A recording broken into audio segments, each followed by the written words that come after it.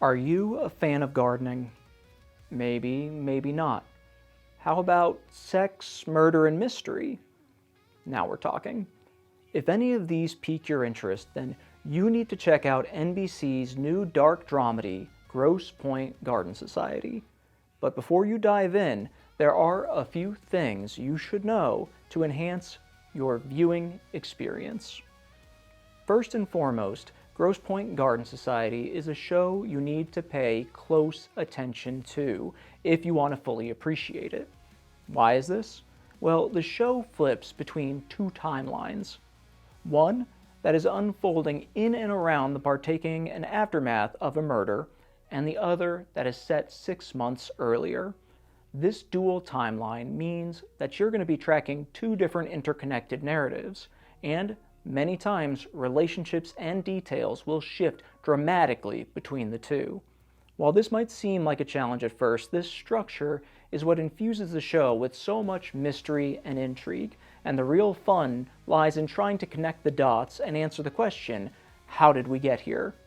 The show expertly doles out just enough information to make you aware that something significant has happened, but never quite enough to reveal exactly what it is. And as the episodes progress, they resolve slowly and they reveal more details about the backstory of the scenes you've already seen. This gives the show something rare in today's landscape of TV, and that is rewatchability. There are subtle details and plot points that may not be obvious on your first viewing, but when you revisit the show, you'll notice how meticulously crafted it is. When I watched the pilot, I had a somewhat lukewarm reaction, but after watching a few more episodes and then a rewatch, I realized there was a lot more depth than I originally thought.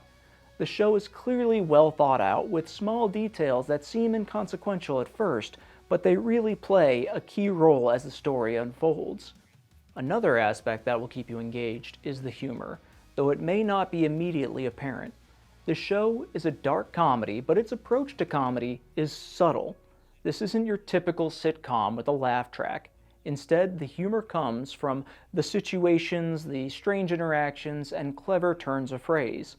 Don't expect a big setup or big punchlines, because this show is not going to spoon-feed the audience. And there's a reason for that. Grosse Pointe Garden Society leans heavily into drama and mystery, and absurd comedy would take away from that. But still, the humor is there. It's just subtle enough where a casual viewer may be missing it, but it's worth paying attention to. Now let's talk about the setting.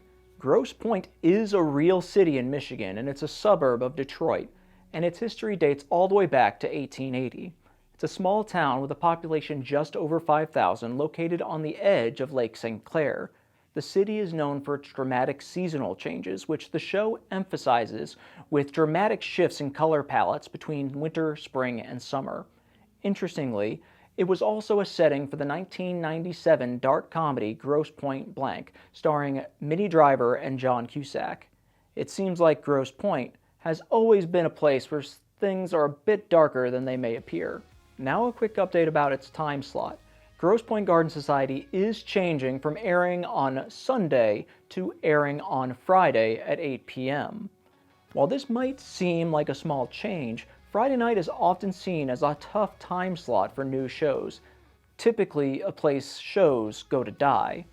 People are usually out with weekend plans, and getting a viewer to tune in on Friday is often a challenge. For a show that's just starting to find its stride, this may affect viewership.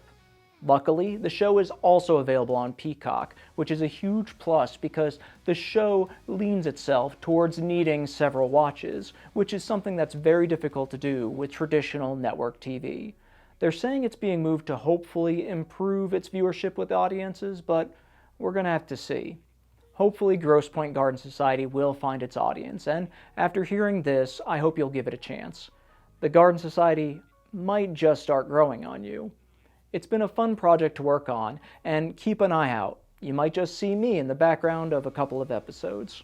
I'm Frank Ciopatini with Servetty, and I'll see you at Grosse Pointe.